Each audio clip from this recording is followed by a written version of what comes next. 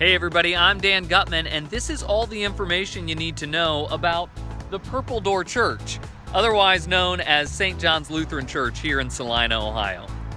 The small German congregation of St. John Lutheran Church began here in Salina in 1870, and it didn't always have purple doors. But when this facility was constructed in 1961, the architect had an idea to make the building stand out.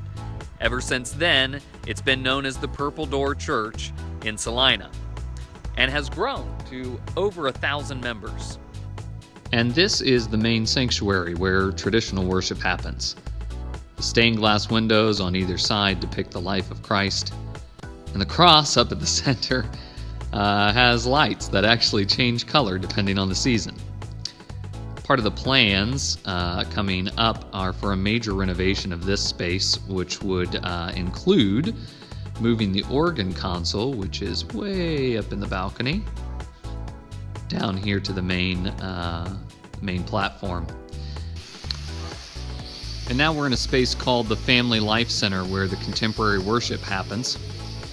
The space gets cleared out every week to make room for other activities such as exercising and yoga, and today we have some model plane and aviation group here flying their devices.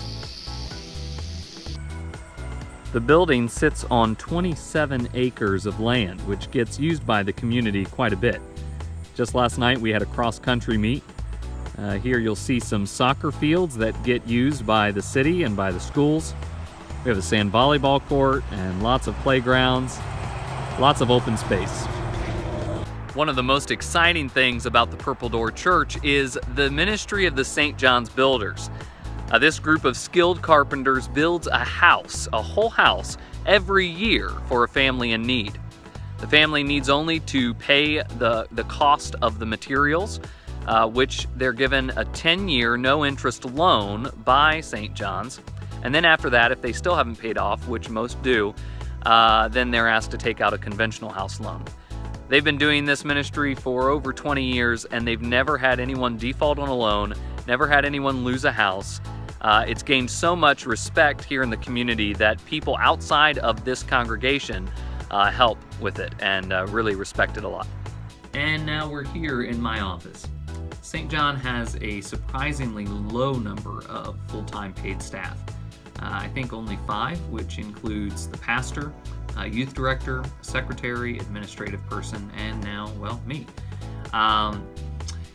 That's because about 10 or 12 years ago, they moved to an equipping model of ministry, which has really transformed the life of this congregation and the community around it.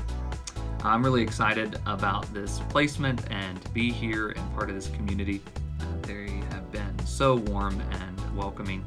And that's all the information you need to know about the Purple Door Church. All right, bye guys.